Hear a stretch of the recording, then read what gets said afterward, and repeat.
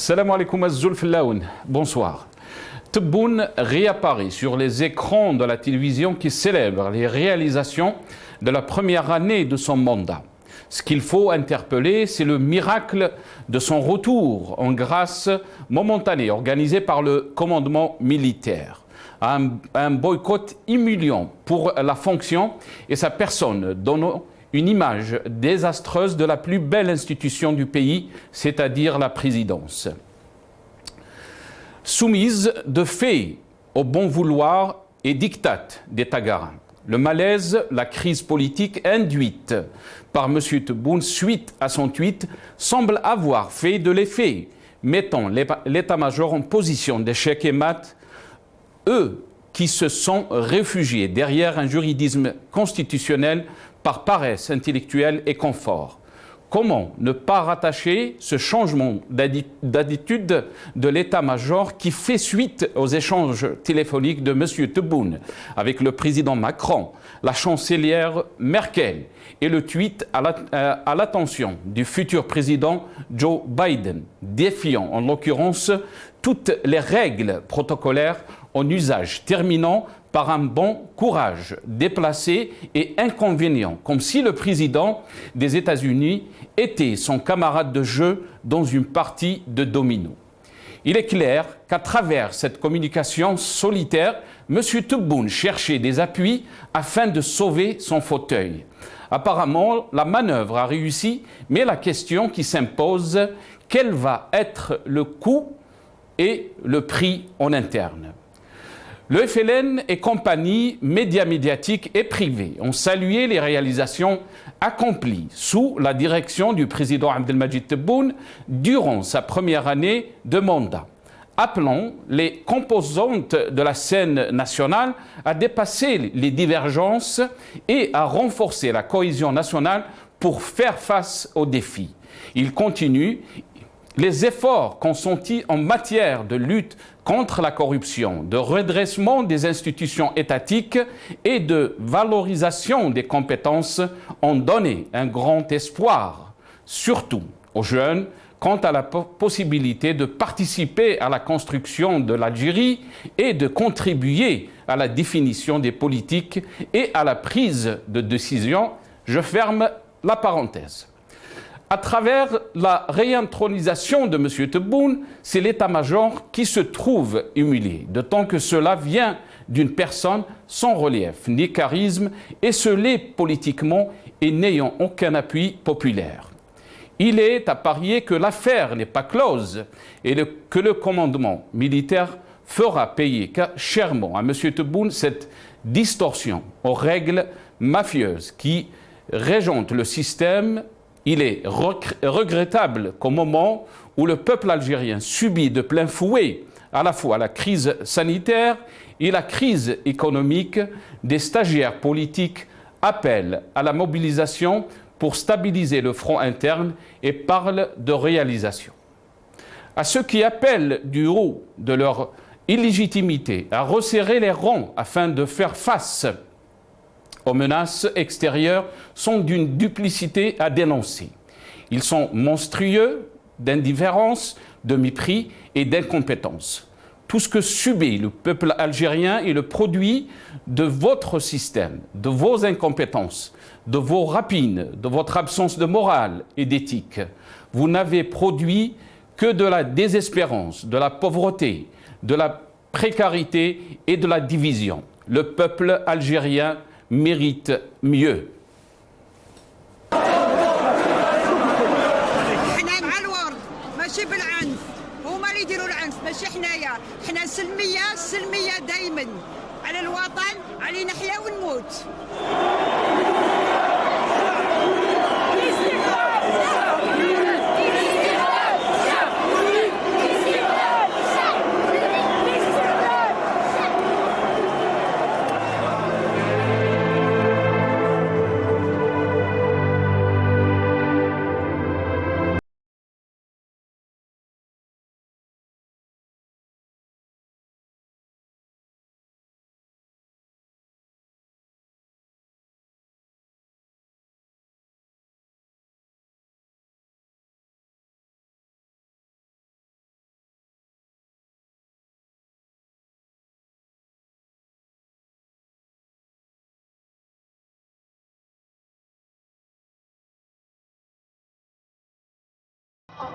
Le peuple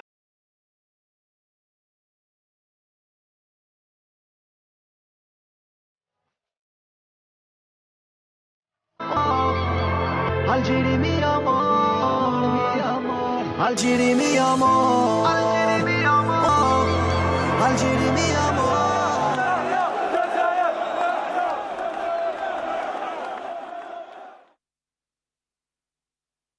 Président statu quo, c'est le titre de notre émission ce soir. Et pour en parler, j'ai le plaisir d'accueillir Abdelwahab Fersaoui, président d'Orage, qui sera avec nous via Skype depuis Alger. Abdelwahab Fersaoui, merci d'avoir accepté l'invitation. Marhaba bik, bonsoir.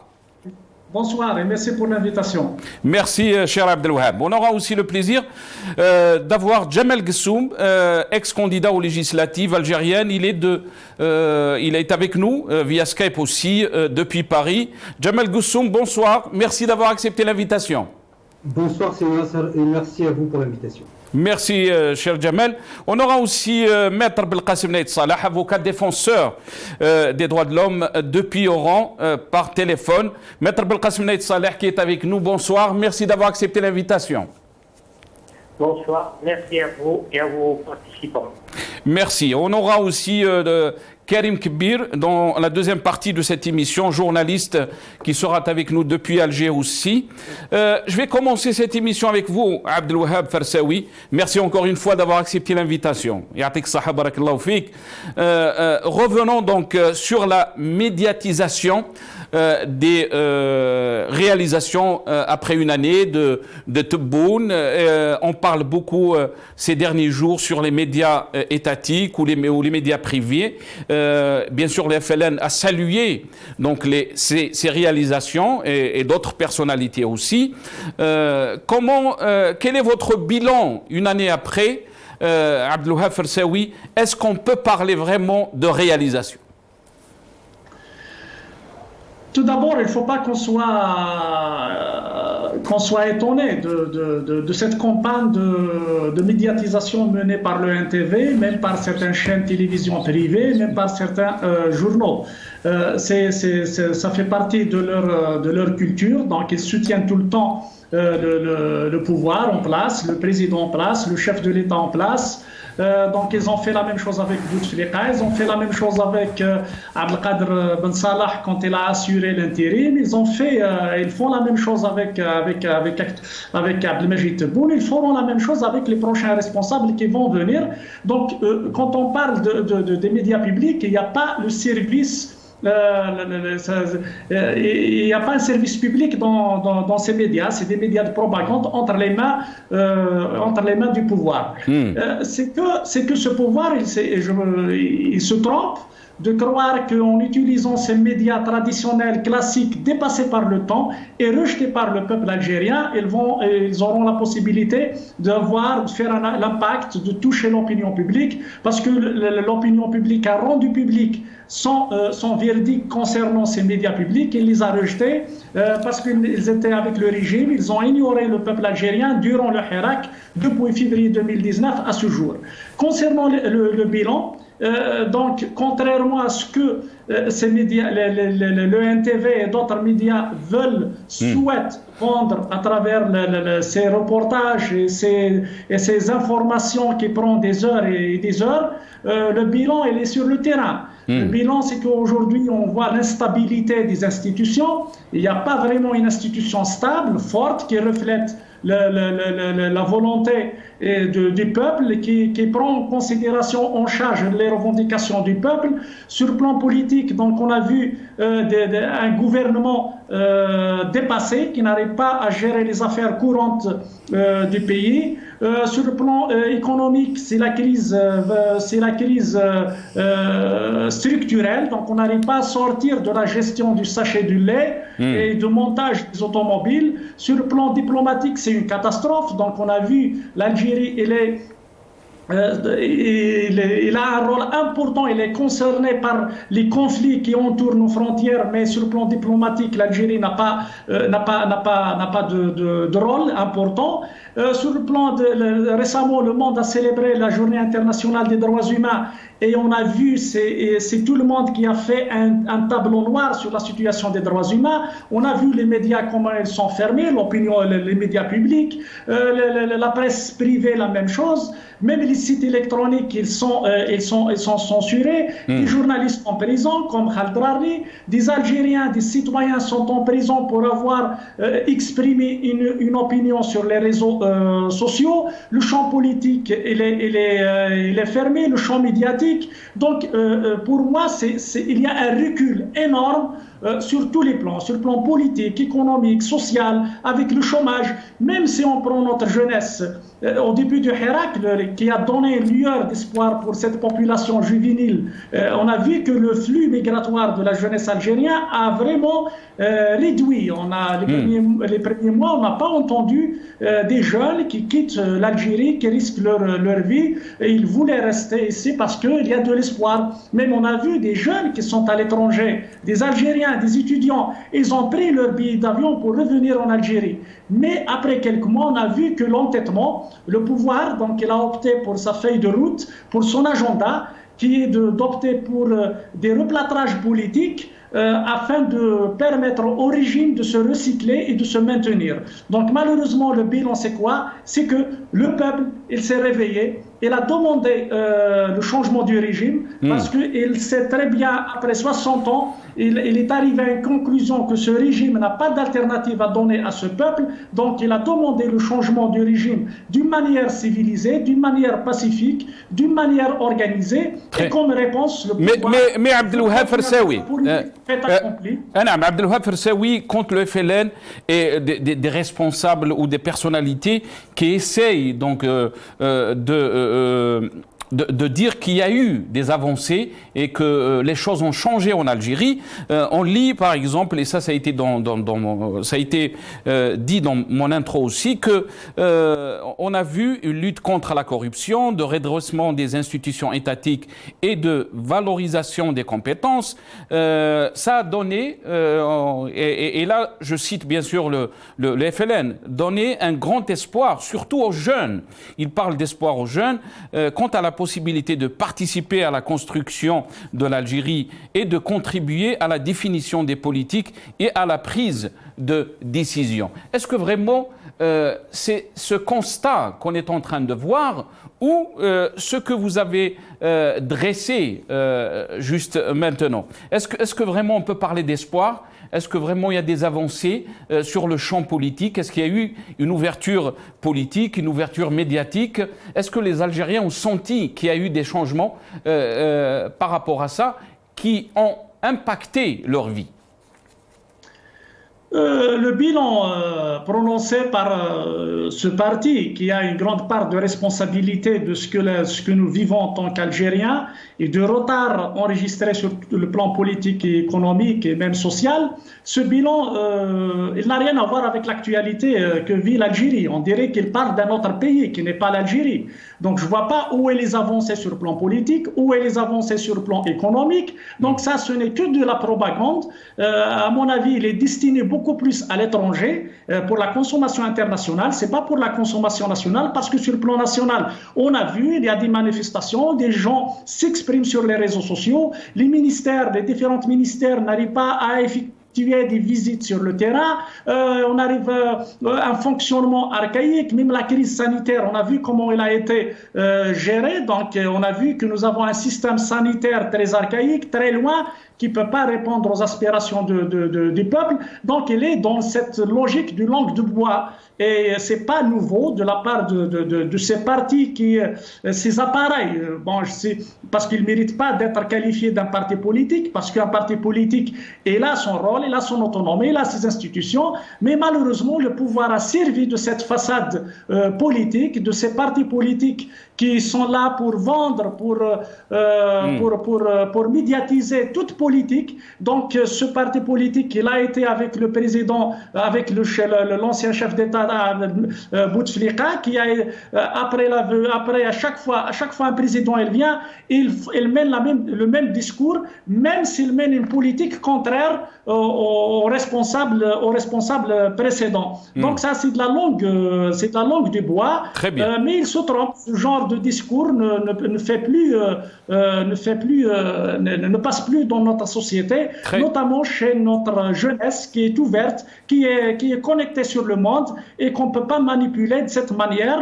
Et pour moi, je la qualifie d'une insulte à l'intelligence des Algériens en optant pour ce genre de discours.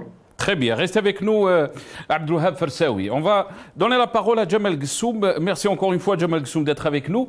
Vous avez entendu, Abdelwahab Fersaoui, la logique de langue de bois. Elles sont où ces réalisations?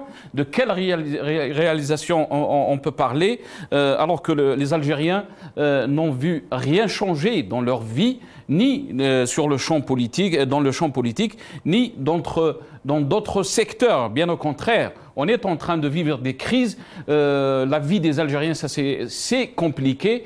Et les Algériens tiennent à leur révolution et surtout à leurs revendications. Qu'est-ce que vous en pensez, Jamal Ghessoum? Bismillahirrahmanirrahim. Tout d'abord, permettez-moi quelques secondes, 15 maximum, pour corriger une injustice que j'ai créée. Et je présente toutes mes excuses après avoir contrôlé son travail, le consul de Créteil, M. Mahmoud Ibn Qasim, pour qui j'ai été très dur, mais j'ai contrôlé son travail et j'ai été très injuste. Et de ce point de vue, ça c'est une chose. Secondement, alors la question centrale, c'est quels seraient les acquis? Il n'y a pas eu d'acquis, il n'y a pas eu de changement. Tout d'abord, par rapport à ce que vous disiez vous-même, c'est Nasser, sur ce que dit le FLN. Le FLN, je pense de manière claire et objective qu'il ne participe en rien en la vie politique algérienne dans son amélioration. Ça aurait été Tebboune, ça aurait été un autre, il aurait applaudi des deux mains. Donc, de ce point de vue, hacha le FLN historique jusqu'à 1962, ce FLN doit être mis au banc et au musée. Ça, c'est une chose tout à fait claire. Maintenant, votre question centrale sur le Hirak. Tout d'abord, sinon, de quel Hirak parlez-vous? Parce que moi, j'en vois deux Hirak. Je vois le Hirak Selmi, le Hirak qui a fait bouger les lignes et qui a permis des acquis importants pour le peuple algérien. Et ils ne sont pas des moindres quand même. Avoir déboulonné Bouteflika et tout son système qui agissait depuis 20 ans, ce n'est quand même pas rien. Le second acquis du peuple algérien qui a été unique au monde, ça a été tout de même que cela s'est poursuivi sur le champ judiciaire avec la mise aux arrêts de la plupart des hommes d'affaires qui étaient impliqués dans les affaires de corruption et des hommes politiques. Donc ce n'est quand même pas rien. Alors, c'est évident que cela n'a pas échangé.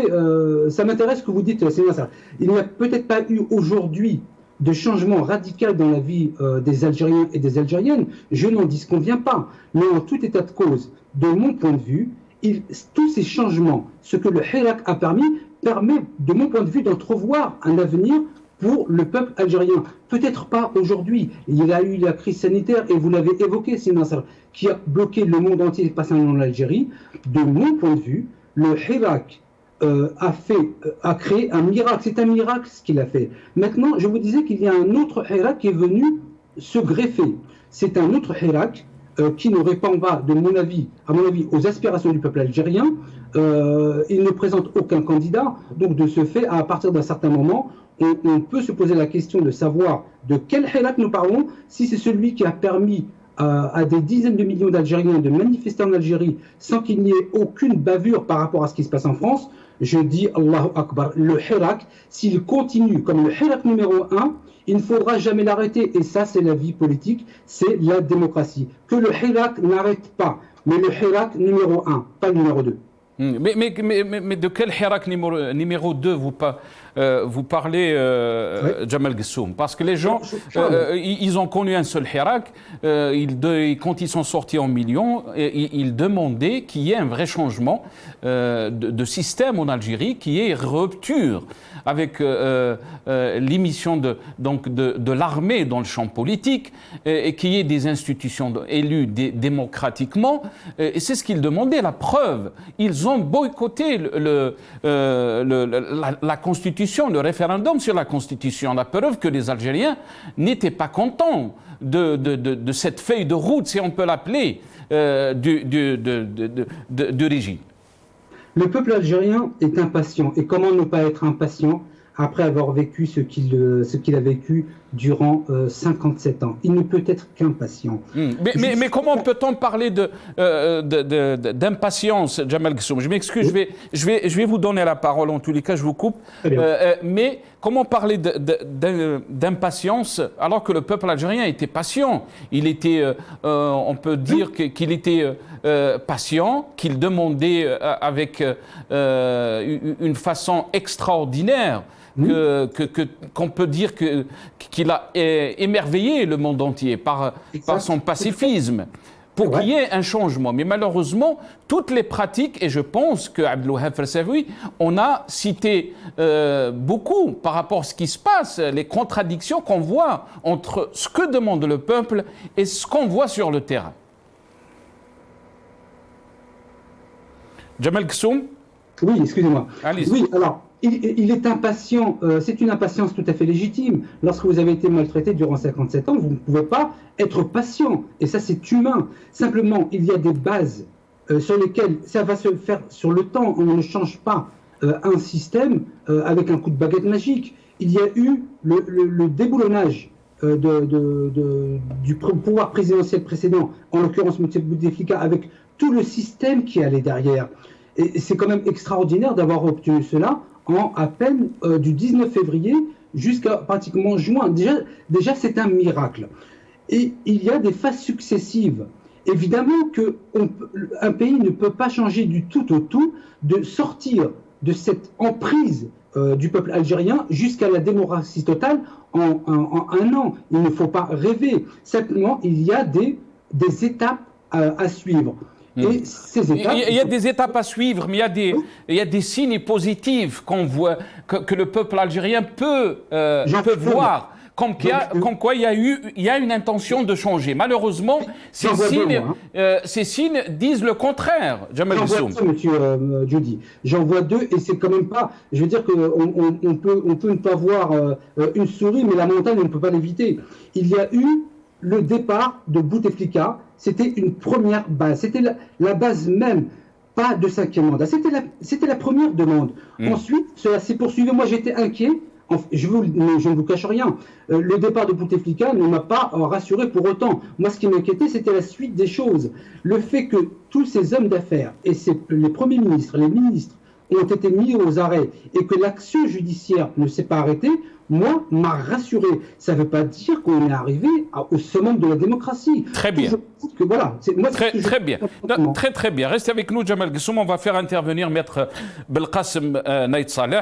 Merci encore, Maître, d'être avec nous.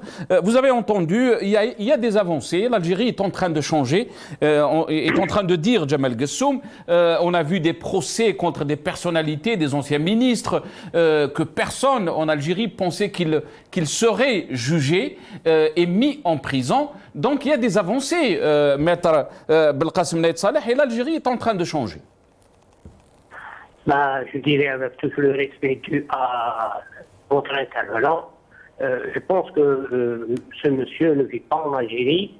Et puis quand on s'adresse, et on a cette manière de s'adresser par la voie publique, il faut faire acte d'intelligence et de sérieux.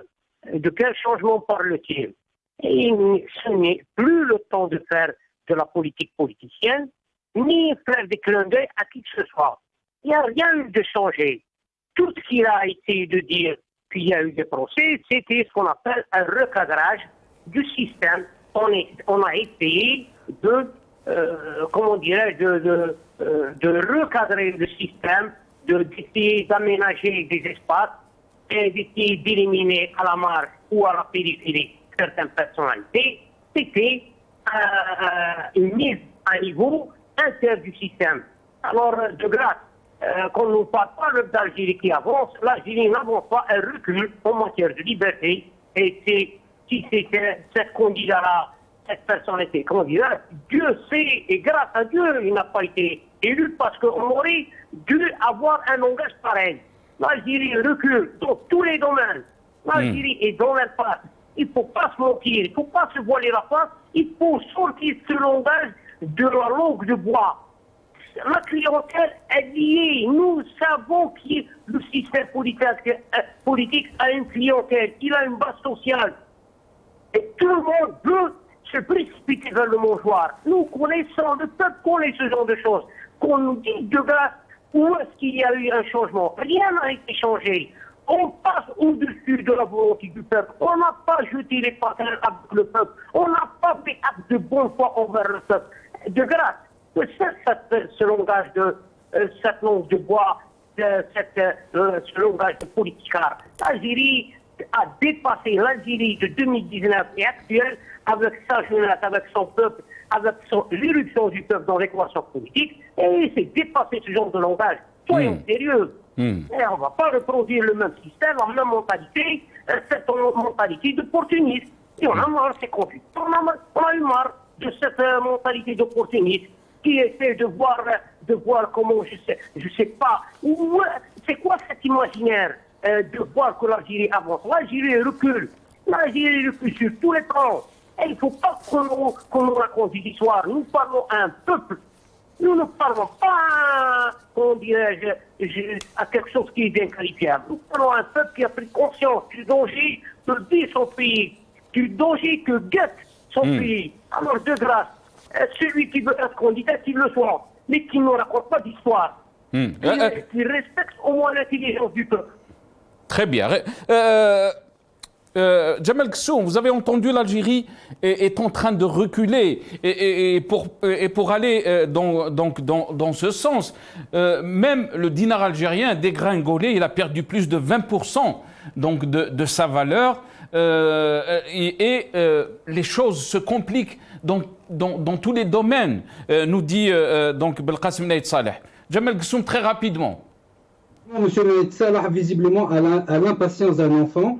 Et visiblement, si j'entends ce que M. Naïd Salah dit, rien n'a changé, effectivement. Bouteflika est encore au pouvoir, Ouyahia n'est pas en prison, mais il est Premier ministre, et Ali Haddad se pavane à Barcelone dans son hôtel, et n'est pas El Harrach. Donc effectivement, pour faire très bref, selon M. Naïd Salah, on est revenu en marche arrière. Et M. Naïd Salah disait que je ne vis pas en Algérie, mais Monsieur Naïd Salah, le monde entier sait ce qui se passe en Algérie. Ils connaissent les changements objectifs. Je parle bien de changements objectifs, c'est-à-dire factuels. Certains sont en prison, vous voudrez nous faire croire que non, tout se passe de la même manière qu'avant. Non, je ne suis pas un enfant, Monsieur Naïd Salah. Moi, je vois les choses à 50 ans en avance. Je ne les vois pas juste hier et aujourd'hui. Je dis simplement qu'il y a des faits factuels, qui nous plaisent ou pas d'ailleurs, qui montrent qu'il y a un changement. Ça ne veut pas dire un changement dans le bon sens, mais il y a du changement. Blanc, c'est pas noir, noir, c'est pas blanc. Donc ne me prenez pas pour un enfant, Monsieur Naïd Salah, en me racontant ces sornettes, en nous disant, en gros, vous ne vivez pas en Algérie, langage de bois. Non, Monsieur Bouteflika n'est plus au pouvoir, l'ensemble du gouvernement est en prison, Hatta A'ma et Choufa. Vous ne le voyez pas, Allah Issal. Restez avec nous, Djemal Ghessoum. Je suis obligé de revenir à Maître Belkacem Naïd Saleh parce que Maître Belkacem Naïd Saleh, vous avez entendu Djemal Ghessoum ce qu'il a dit. Après, je vais passer la parole à Karim Kbir qui nous a rejoint. Maître Belkacem. Oui, j'ai entendu les propos de M. Ghessoum et je vous dirais que ça ne me surprend pas. Quand on participe à ce genre de mascarade appelée élection, on peut justifier tout n'importe quoi. L'Algérie, quand je dis qu'il n'y a pas eu de changement, ça se compte. Elle est réelle. Descendez dans la rue, vous allez vous expliquer. On nous explique sur le plan économique où est-ce qu'on est. Nous sommes un pays qui a reculé, je ne sais pas comment. le dinar, j'en passe des meilleurs, la crise économique, nous sommes un pays qui ne produit rien, on nous dit qu'il y a eu un changement. Quel changement? De quel changement parle-t-il? Sur le plan politique, nous n'avons pas d'institution. De quel changement? Les règlements ont été contre Ouyahia, mais maintenant, parlons sérieusement. Comment peut-on aller à faire une constitution, alors une révision constitutionnelle, dont le peuple n'a pas participé? De quel changement parle-t-il? À moins que le peuple algérien, c'est un peuple debout, qui ne connaît pas. Moi, je dis déjà, viens en parler, alors que la constitution les concerne. De premier abord, elle les concerne parce que c'est la loi fondamentale de la République. Où est-ce qu'elles sont les changements politiques? Où est-ce que les changements économiques, sociaux? Quel changement? De quel changement parle-t-il? Soyons sérieux. Nous parlons d'un pays. Moi, je ne remets pas en cause la sincérité de ce monsieur envers son pays. Et je dirais, soyons sérieux. Soyons intelligents. Respectons l'intelligence. Vous parlez à 44 millions d'Algériens qui vous écoutent, qui vous disent, monsieur, vous vivez dans quelle galaxie? Ça ne veut pas dire faire une critique. Où est-ce qu'elles sont les institutions? J'aimerais bien savoir où est-ce qu'elles sont ces institutions. Très bien. Restez avec nous, Maître Belkacem Naït Saleh. Restez avec nous. On a été rejoint donc par Karim Kbir, journaliste. Karim Kbir, merci d'avoir accepté l'invitation. Bonsoir. Karim Kbir. Bonsoir. Bonsoir. Merci. Merci Karim d'avoir accepté l'invitation. Marhaba bik. Karim Kbir, on nous parle de réalisation tout d'un coup, après bien sûr un blackout sur Tebboune, sur les chaînes étatiques et privées de sa dernière, surtout après sa dernière réapparition. Quelle est donc votre lecture par rapport à une année après donc, la venue de Abdelmajid Tebboune? On parle de réalisation des zones d'ombre. On essaie d'écouter le conseiller du président de la République des zones d'ombre, Brahim Marad. Et je reviens à vous, Karim Kbir. On écoute Brahim Marad. Le nombre à travers le territoire national, c'est quand même 8 millions d'habitants au niveau de 15 044 zones donc identifiées au départ. Comment qu'elles ont été identifiées? Bon, vous devez le savoir, c'est par rapport un petit peu donc au fait qu'elles soient si isolées donc des centres de vie, qu'elles soient démunies complètement de toutes les infrastructures, de tous les équipements, de toutes les commodités. Pas d'eau, pas d'électricité, l'accès y est difficile. Aller au niveau de l'école, en ce qui concerne les élèves, c'est parfois difficile. C'est donc le manque également d'équipements sanitaires, l'école n'est pas ce qu'elle doit être. Disons, elles ont été recensées sur la base d'un certain nombre de critères. Et ici et là, il y a des choses donc à faire. Monsieur le Président de la République s'est engagé et a donc responsabilisé les responsables, en l'occurrence Monsieur Liwali, à agir.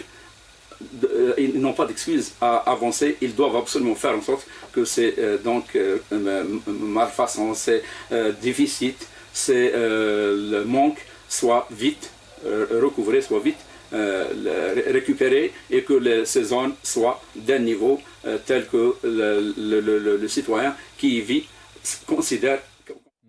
Karim Kbir, on parle de zones d'ombre, on parle de presque 8 millions d'Algériens qui sont dans ces zones d'ombre, plus de 15 000 d'après Brahim Marad, qui est conseiller du président de la République des zones d'ombre. Plus de 15 044 zones d'ombre. On parle de réalisation, le président Tebboune qui ordonne les Wali à voir ces zones et de s'occuper donc du manque qu'il y a dans ces zones. Qu'est-ce que vous en pensez, Karim Kbir? En fait, les médias qui ont subitement commencé à parler de ce bilan, en fait, c'est un réflexe pandémien parce que jusque-là, il y avait un blackout sur l'information autour de son état de santé, donc il y avait des incertitudes et une opacité, mais dès lors qu'il a réapparu, donc forcément ils ont reçu l'ordre c'est-à-dire de faire valoir, si vous voulez, son bilan. Donc c'était naturel que connaissant leur rôle, qui est un travail de propagande seulement, donc il était naturel qu'il soit instruit pour un peu valoriser ce qu'il a fait pendant une année. Maintenant, concernant les zones d'ombre, ce n'est pas fortuit parce que dans l'imaginaire, en tout cas de ceux qui détiennent en ce moment le pouvoir, ils considèrent que, comparé au Hirak, ça constitue un peu leur base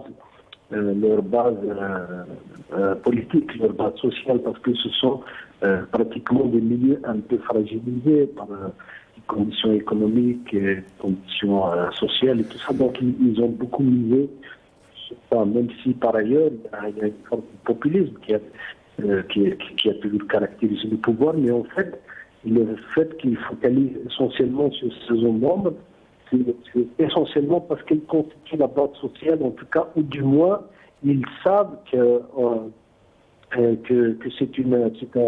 c'est un gisement qu'ils peuvent récupérer à travers une politique volontariste et cette focalisation, en tout cas, pour disons, leur donner beaucoup de moyens, mais par ailleurs, ils ne nous expliquent pas comment se fait-il qu'après 60 ans d'indépendance, il y a autant de régions qui ont été en marge du développement et parfois qui n'ont même pas d'électricité, des moyens élémentaires de la vie.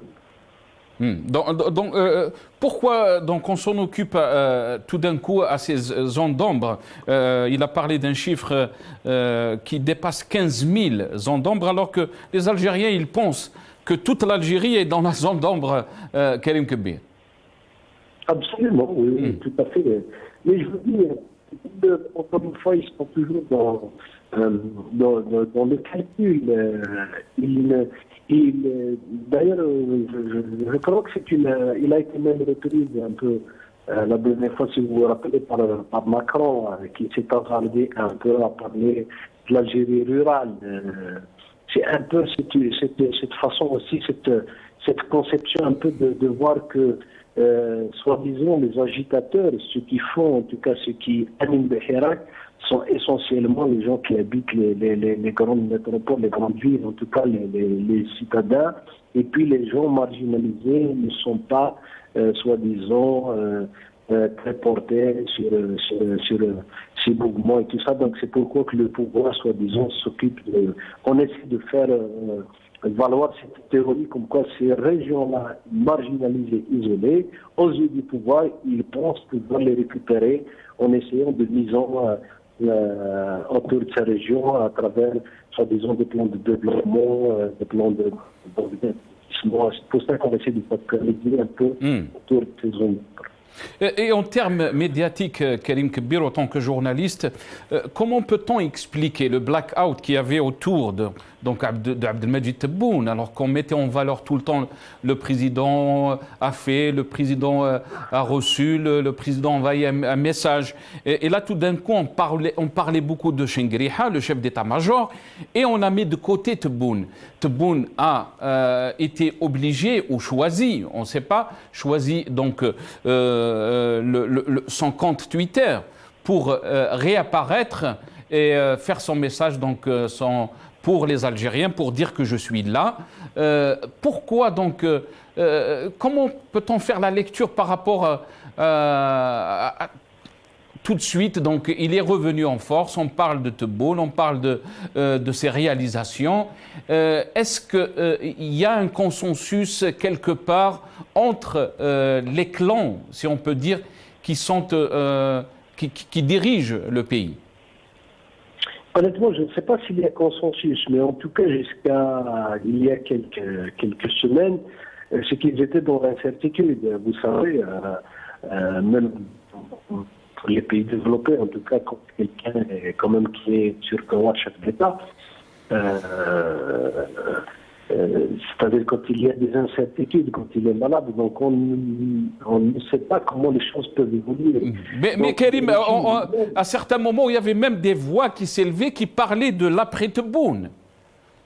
Absolument. Donc ils étaient dans cette incertitude. Donc forcément, ils étaient sur des projections.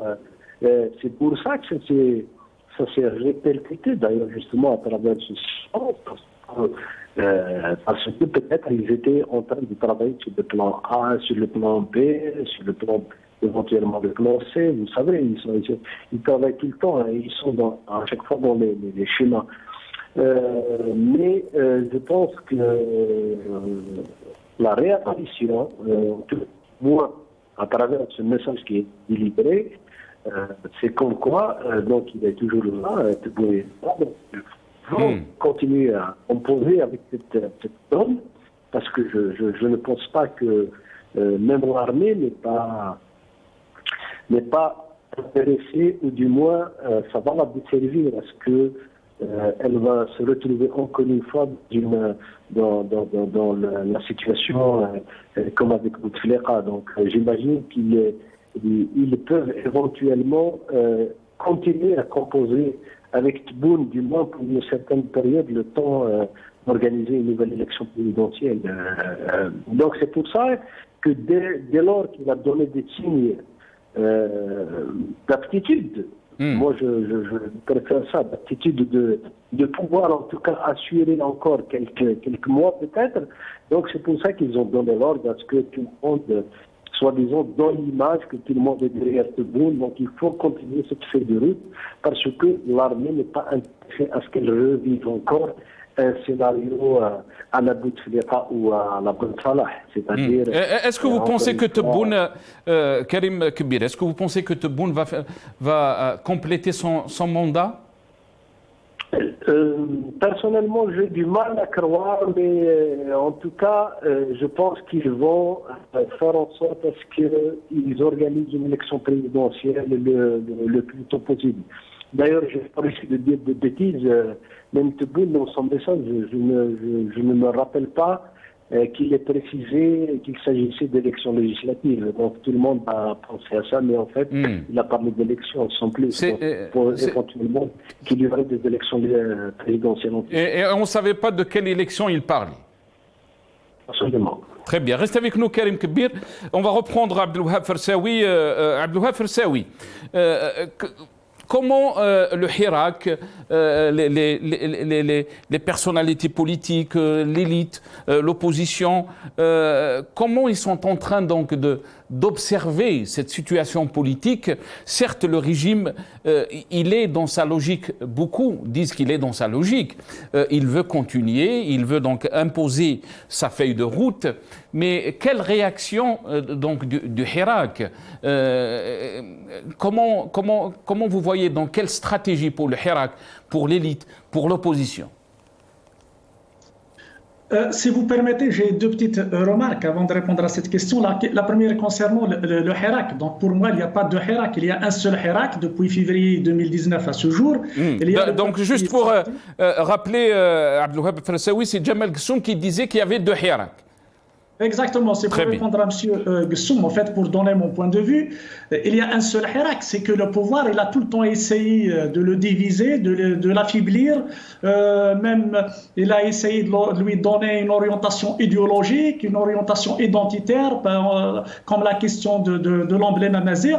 Mais le Hirak, pour moi, il a atteint un degré de maturité, d'éveil citoyen, qui dépasse de loin déjà le régime, les tenants du pouvoir qui gouvernent le pays, et même aussi son élite. Et il a pu déjouer toutes ces tentatives et garder le Hirak, garder le caractère pacifique au niveau national. Certes, il y a la pandémie qui a poussé les Algériens et le Hirak d'arrêter les manifestations du vendredi, que je trouve que c'est une décision très sage de la part du Hirak, mais le Hirak, il est là, et les Algériens se sont libérés. Ils continuent à revendiquer le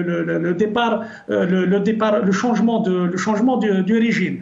Après, certes, pour s'adapter avec l'évolution des choses. Ça, c'est une affaire de l'élite, de la classe politique, des intellectuels.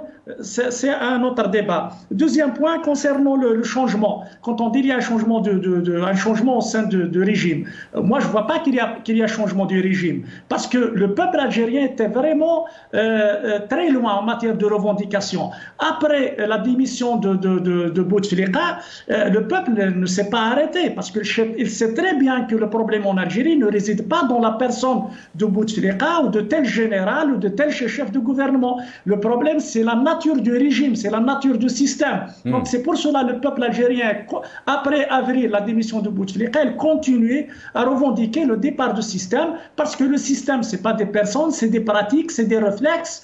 Jusqu'à présent, depuis février à ce jour, presque 2 ans, on voit sur le terrain les mêmes pratiques, les mêmes réflexes, avec les interdictions, la fermeture du champ politique, l'emprisonnement, les intimidations, et sur tous les plans. Donc ça, c'est juste les 2 remarques. Maintenant, concernant l'élite, tout d'abord, il faut parler du Hirak en tant que peuple algérien. Le peuple algérien, il a fait son devoir. Il est là, il a fait tout d'abord son bilan depuis l'indépendance à ce jour, parce que les Algériens n'ont pas cessé de militer depuis l'indépendance à ce jour. Il y a des résistances, des mouvements, 88, avant 88, le printemps berbère, 2001, des luttes un peu partout syndicales, des journalistes, des artistes. Donc ils militent. Et pour moi, je considère que le Hirak de février 2019, c'est le fruit de ces luttes des générations depuis l'indépendance à ce jour.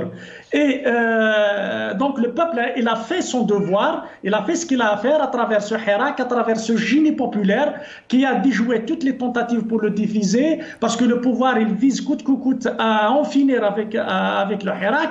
Il a pu maintenir le caractère national, il a pu maintenir le caractère pacifique. D'un autre côté, le pouvoir, et un autre élément qui est le pouvoir, malheureusement, il n'a pas tiré des leçons des expériences du passé, il continue son entêtement et on a raté déjà 2 ans.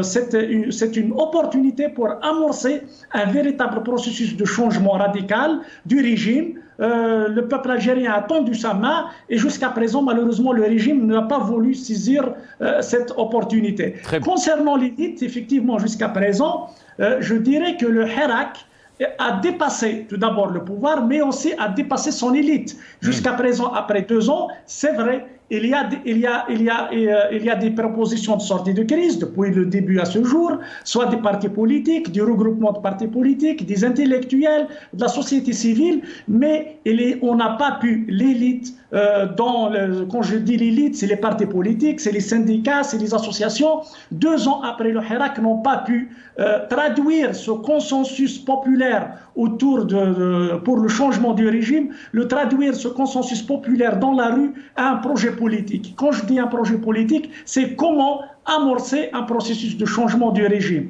Jusqu'à présent, on n'a pas pu avoir une vision commune sur la manière au moins d'essayer de rapprocher chacun de son côté et l'essaye de cavalier tout seul, alors que le régime, depuis l'indépendance à ce jour, sa force réside entre autres dans notre division et dans notre discorde. Donc aujourd'hui, je dirais que c'est pas trop tard.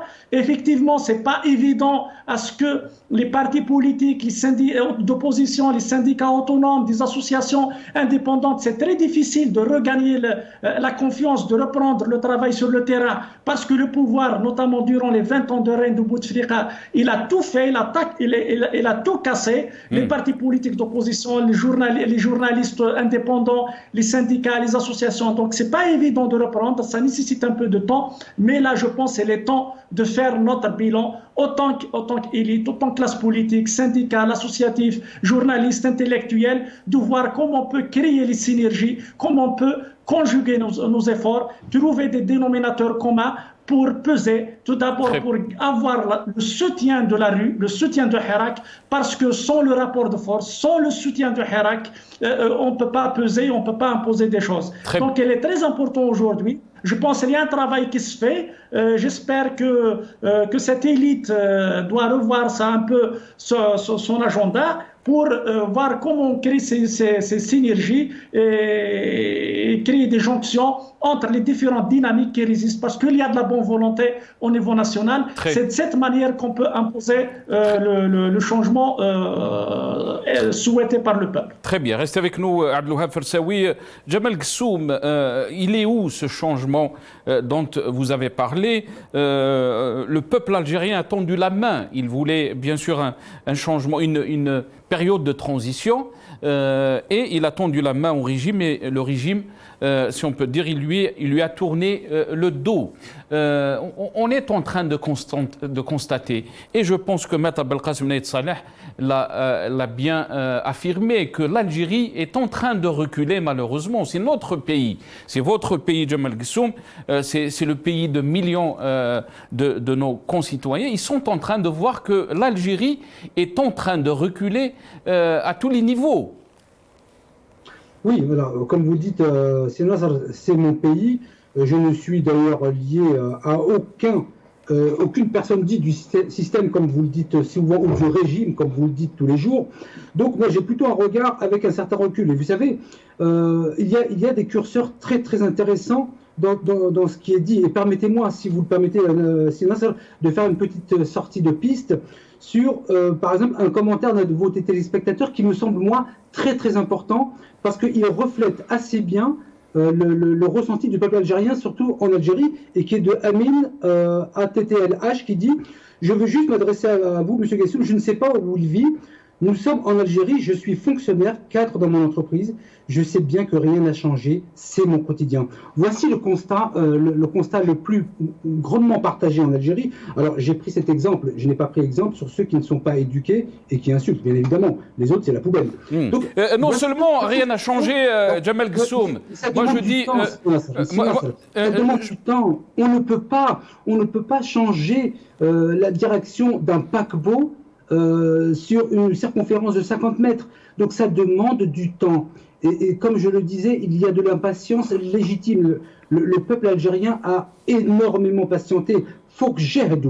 Donc on a besoin, et je le dis d'autant plus avec du recul, que je n'ai aucun intérêt à prendre des positions qui seraient contraires à l'un ou à l'autre. Je n'ai absolument aucun intérêt personnel. Je dis simplement que dans une vision d'État, c'est-à-dire à 30, 40, 50 ans, je perçois, moi, avec les moyens qui sont les miens. Une avancée, ça va demander du temps. Nous, je ne pense pas que ni vous, ni moi, M. Djeudi, nous allons profiter, entre parenthèses, du changement en Algérie. Mais il y a d'abord, il faut qu'il y ait une bonne volonté, Jamal Ghassoum, et vous le savez très bien, si on veut changer les choses. On ne peut pas, les Algériens se sont soulevés contre un cadre qui donc gérait notre pays. Et là, je parlais bien sûr de Bouteflika qui était malade, Rabbi Yishfih. Mais on peut pas, l'Algérie ne peut pas se permettre d'avoir un président qui est malade. Et là, on est dans la continuité du règne de Bouteflika, mais avec un Tebboune, Rabbi Yishfih, il est malade. Est-ce qu'on peut se permettre d'avoir un président malade? Est-ce qu'on peut se permettre de continuer sur les mêmes politiques alors qu'on a des défis extraordinaires, qu'ils soient à l'intérieur ou à l'extérieur?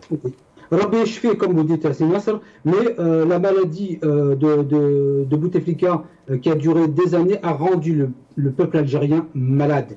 On n'est pas dans la même configuration.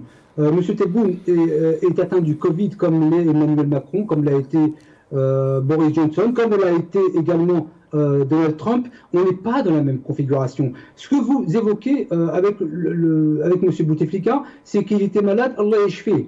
Mais sa maladie a rendu malade le peuple algérien parce que par carence, d'autres sont venus se greffer, donc son frère, et tout le système qui est aujourd'hui en prison. Donc Rabbi Yishfih, c'est une chose, oui, mais il a rendu le peuple malade. Nous ne sommes pas dans la même configuration.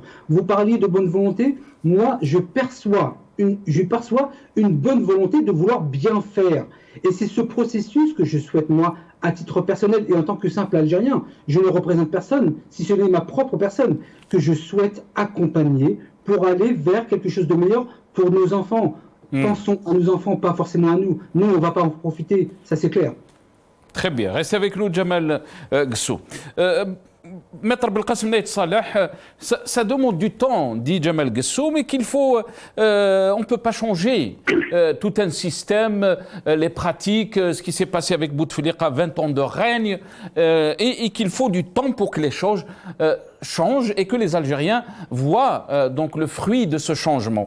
Et aussi, il dit que nous ne sommes pas dans la même configuration.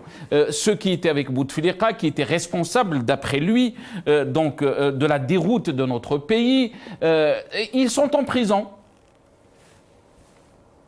Alors, je dirais simplement que M. Guessou se trompe énormément sur l'Algérie. Soyons sérieux, les mêmes causes, les causes de la colère populaire sont les mêmes. Nous voulons, M. Guessou veut faire étudier les Russes. Je ne taille pas les causes. Les mêmes causes produisent les mêmes effets. Soyons sérieux, 2 minutes, nous parlons d'un pays. Moi, je compatis avec tout le monde. Les malades, je ne vais pas me réjouir quand quelqu'un est malade, comme M. Tebboune, Bouteflika ou X ou Y. Il y a cette dimension humaine et morale. Mais nous parlons d'un pays, nous parlons d'un peuple. Alors, de grâce, que le débat soit à la hauteur des aspirations d'un peuple. Il ne faut plus avoir ce genre de langage. Nous parlons d'un pays qui a été détruit et un pays dont on continue toujours les mêmes pratiques. Toutes des gens puissent défendre leurs propres intérêts, leurs privilèges, c'est compréhensible. Mais au moins, qu'on soit honnête et qu'on le dit ouvertement.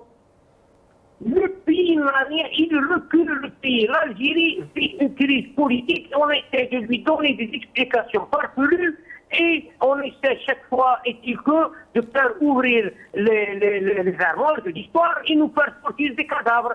Et on a marre de cette situation de dinosaures que des gens ne réfléchissent plus. Moi j'ai entendu tout à l'heure le conseiller de la présidence. Et j'ai cru que j'étais en 1962, les gens dans je ne sais pas quoi. On est en 2020.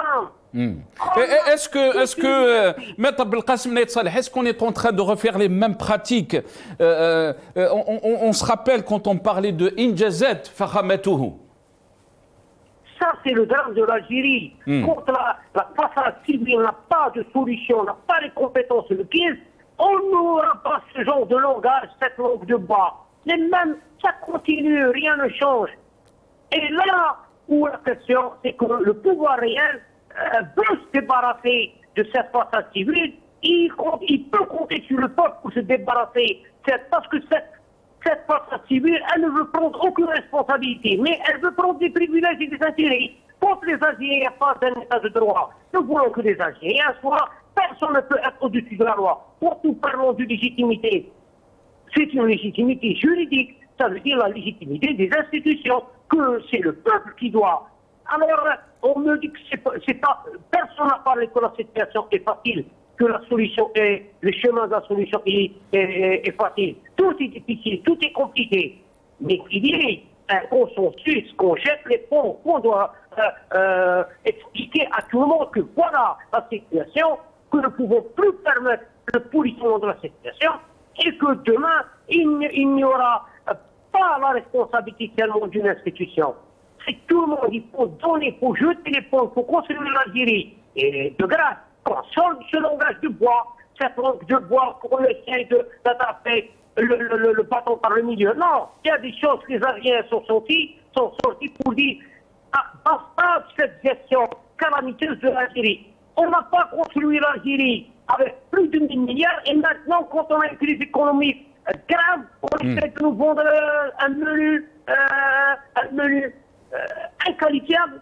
De grâce, il faut sortir de ce langage. L'Algérie d'aujourd'hui, on veut, après 58 ans, on veut construire le pays. L'Algérie mérite mieux. Elle doit avoir sa place parmi les nations. Parce que son peuple a une histoire. L'Algérie a sa géographie. Et de grâce, si on a marre de ce genre de langage, ce mensonge, il faut sortir du déni. Il ne faut plus défendre les intérêts individuels ou les privilèges. Il faut défendre les intérêts du peuple, de l'État algérien. Nous disparaîtrons un jour, mais l'Algérie restera. L'Algérie, elle est pérenne. Très bien, restez avec nous, Maître Belkacem Naït Saleh. Karim Kbir, l'Algérie mérite mieux, dit Maître Belkacem Naït Saleh. Est-ce qu'on est dans les mêmes pratiques? Pourquoi cette langue de bois? Pourquoi ne pas réaliser du constat amer qui frappe notre pays et dire que c'est le moment ou jamais de tendre la main au peuple algérien et d'aller dans le même sens pour réformer notre pays? Vous savez, Yassar, on l'a déjà dit, en fait, vous avez affaire à une génération qui a du mal à saisir d'abord la portée, les profondes mutations de la société algérienne, et en même temps, culturellement, c'est des gens qui ne sont pas disposés à accepter ce changement. Donc, vous savez, c'est un régime qui est né dans la violence.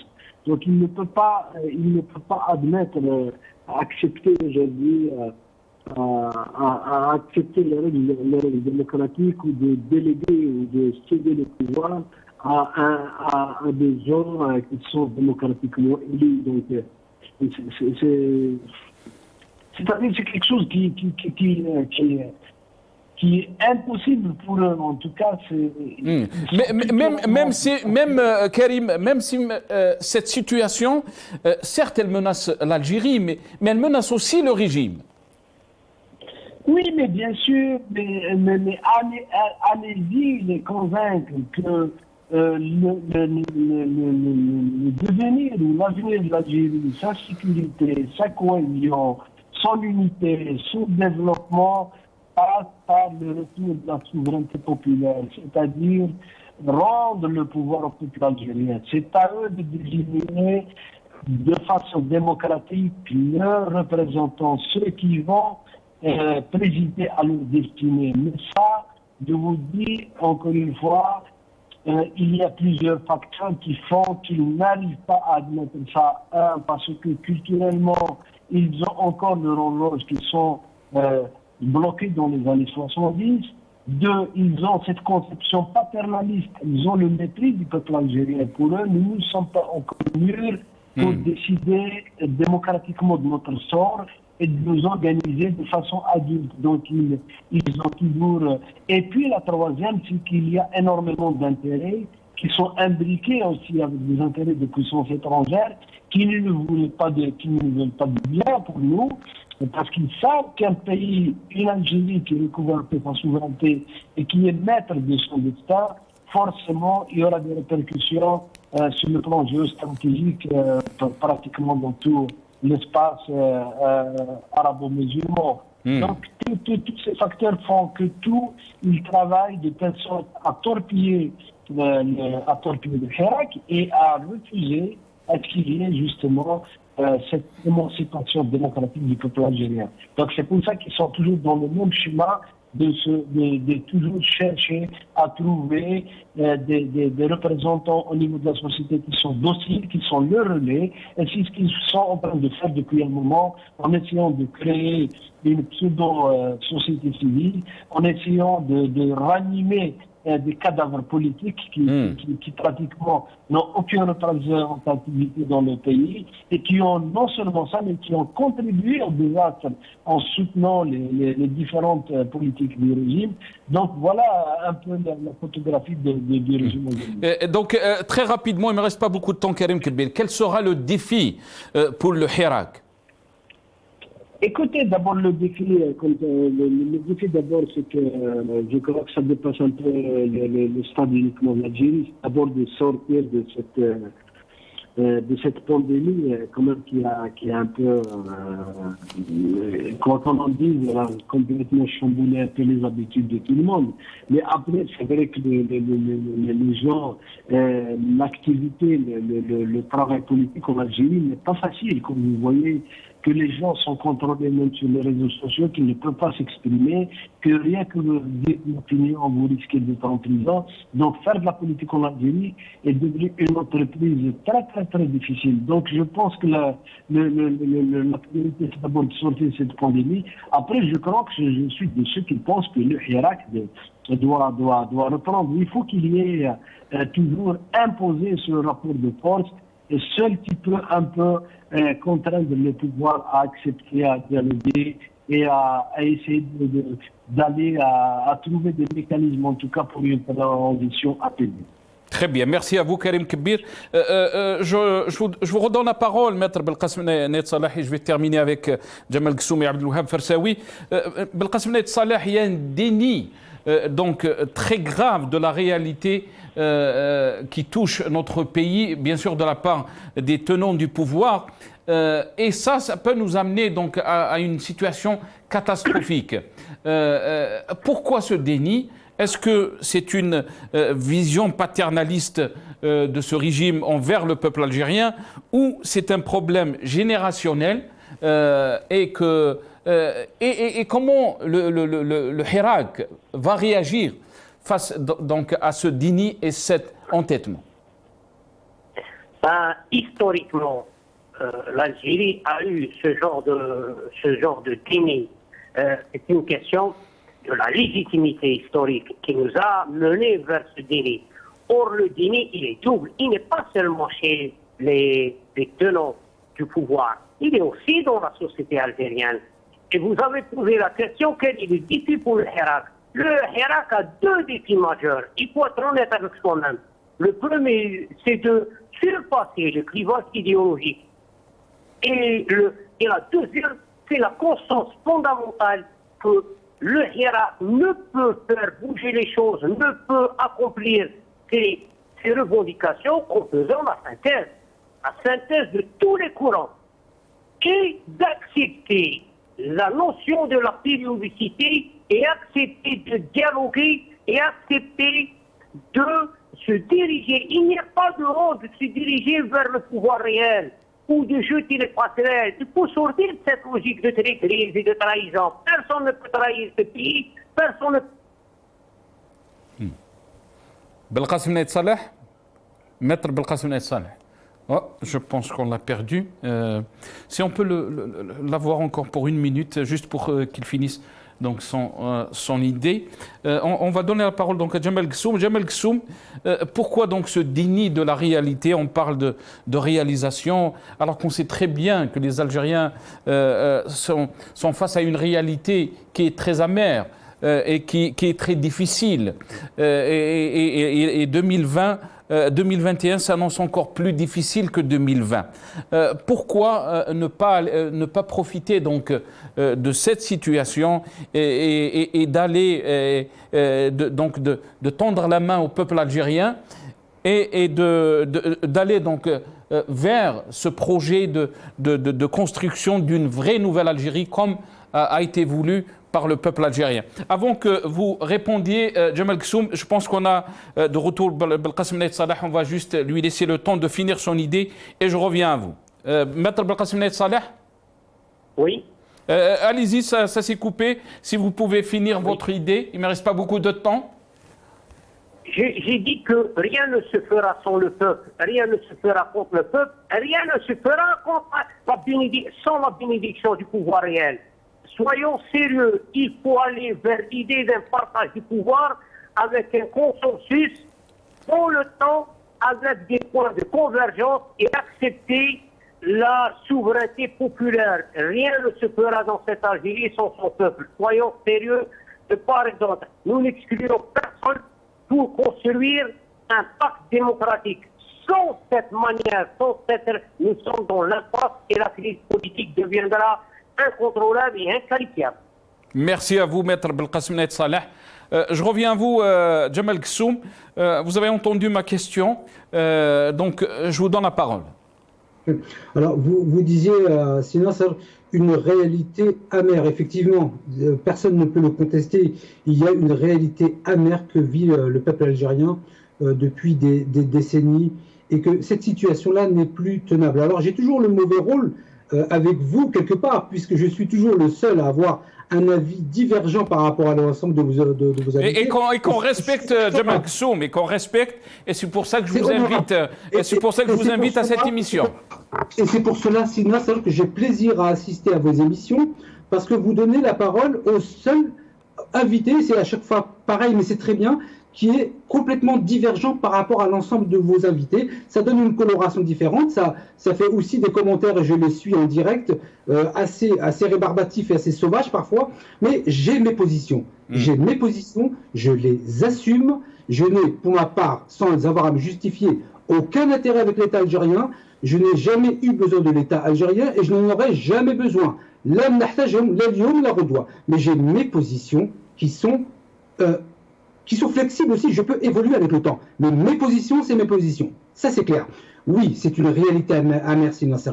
Lorsque l'on voit des salaires comme de 20 000 dinars avec une personne qui a 5-6 enfants, c'est une situation intenable. Moi, j'essaie juste simplement de me dire que essayons d'accompagner ce processus de la meilleure manière qui soit pour les générations à venir. Si je vois uniquement aujourd'hui et demain matin, je m'arrache les cheveux. Ça, c'est une évidence. Mais message indirect et subliminal, je ne suis pas un enfant. Donc, je vais essayer de voir les choses à long terme pour nos enfants et nos petits-enfants. Je ne suis pas un enfant, donc je vais essayer de regarder à long terme. Ça peut ne pas être entendu, mais en tout cas, la vision d'un homme politique, c'est de voir à long terme.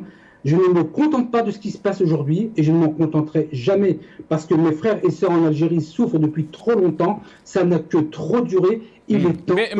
Mais Jamel Ghassoum, vous le savez très bien, ce qui se passe maintenant peut impacter notre futur, le futur des Algériens, des générations à venir. Et malheureusement, ils vont payer ce prix-là. Le fait de ne pas aller vers les réformes voulues par le peuple algérien, cet impact, malheureusement, va nous suivre. Oui, je suis d'accord. Les répercussions, elles se feront. Vous savez, la politique, vous faites une politique aujourd'hui, elle ne porte ses fruits que dans 5 ans, 10 ans. Là, nous sommes encore en train de payer, de mon point de vue, le reliquat de la politique qui a été menée jusqu'en 2019, jusqu'à même fin 2019. Donc, nous sommes en fin 2020. Nous allons encore en payer le prix parce que lorsque vous menez une action politique ou une action économique, elle ne se met en œuvre que des mois après. Nous allons encore payer cette forfaiture de 20 années pendant un petit moment et je suis de tout cœur avec le peuple algérien, mais je suis de tout cœur de manière rationnelle, réfléchie et avec une vision à long terme, pas uniquement sur l'émotionnel. Si je n'étais que sur l'émotionnel, comme certains de vos invités et certains de vos téléspectateurs, que je suis avec intérêt, oui, je m'arracherai les cheveux, je serai dans la vindicte, etc. Mais j'essaie de prendre du recul et de voir les choses à long terme. Merci à vous, Jamel Ghassoum. Et je vous ai dit, je vous le redis que j'ai le plaisir toujours de vous avoir dans ces émissions et qu'on respecte votre point de vue. Je continuerai à le faire parce que c'est important d'avoir une aura différente.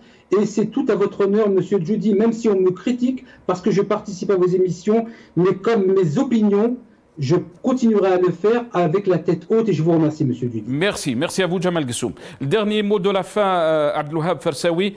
Bien sûr, si je vous lis juste un petit passage de l'APS, président Tebboune, des engagements concrétisés pour l'édification d'une Algérie nouvelle. Est-ce que vous pensez qu'on est en train d'enfoncer l'Algérie par donc l'entêtement et le déni de la réalité? En fait, le pouvoir, il est atteint de la schizophrénie politique. Ce qu'il déclare et ce qu'il y a sur le terrain, ça fait deux choses différentes. Donc, le pouvoir aujourd'hui, je pense, il est interpellé. Il doit faire tout d'abord son bilan et arrêter son entêtement et sa politique de fait accomplie. Et je dirais que le pouvoir, depuis le février 2019 à ce jour, il a imposé son agenda d'une manière unilatérale et contre la volonté du peuple. On a vu, il a fait un forcing électoral le 12-12, ça n'a pas apporté grand-chose. Il a fait un autre forcing électoral le 1er novembre, c'est la même chose. Donc il a parlé d'une constitution qui doit être logiquement l'émanation de la volonté populaire, mais là, ils l'ont imposé. Donc, on a vu comment le peuple a boycotté, a rejeté cette constitution. Il a essayé d'étouffer, de casser le Hirak, de le diviser avec cette campagne abjecte de dénigrement contre les militants en utilisant les idéologies, même l'identité pour diviser le Hirak, mais il n'a pas pu. Donc, je pense que le pouvoir doit cesser cette politique d'entêtement et que même les prochaines élections qu'il voulait organiser ne sont pas une solution pour la crise, parce que les élections, une élection, c'est la finalité d'un processus démocratique. Depuis 1989 à ce jour, l'Algérie a organisé des dizaines d'élections à tous les niveaux, mais sans que cela puisse apporter un plus. Donc, il faut que le pouvoir se rende compte que le changement du régime est inéluctable, donc il n'a pas le choix. Le peuple algérien, il est là. Il n'a pas le choix, Abdelouhab Fersaoui, mais on sait très bien que dans la politique, c'est le rapport de force. Je vous laisse une minute très rapidement.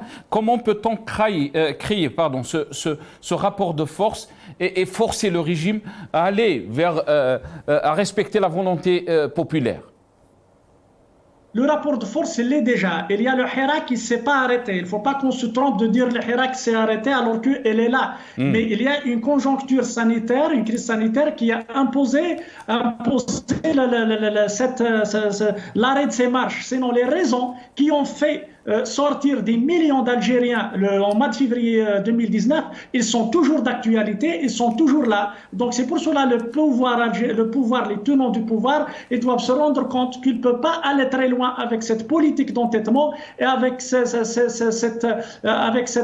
agenda qu'ils veulent imposer d'une manière unilatérale. Et le rapport de force, il est là, c'est qu'il faut revoir, faire un bilan dans le Hirak, voir comment on peut créer les synergies, comment on peut créer des jonctions. Et je pense au-delà, durant la période du confinement, de la crise sanitaire, les Algériens ont pu trouver, ils ont utilisé l'espace virtuel pour échanger. Donc j'ai suivi sur le net, il y a des milliers d'espaces de débat créés. Donc des Algériens, ils ont renoué avec le politique. Et j'en suis sûr, après le confinement, les Algériens vont continuer leur lutte pacifique jusqu'au changement du régime. Donc je dirais que le pouvoir, son entêtement, il a donné février 2019 parce que la classe politique, des militants n'ont pas cessé d'interpeller le pouvoir sur la gravité de la situation, mais le pouvoir n'a pas entendu. On a vu l'explosion de février 2019 et depuis février 2019, le pouvoir a tourné le dos aux revendications du peuple algérien. Le résultat, c'est qu'on a 2 ans de retard, on a raté 2 ans pour amorcer un véritable processus. Donc il faut saisir cette opportunité. Comme vous venez de le dire, c'est une opportunité pour le pays, mais aussi c'est une opportunité pour les tenants du pouvoir, parce qu'on peut amorcer un véritable processus de changement du régime, aller vers une véritable démocratie et pas une démocratie de slogans et de discours officiels.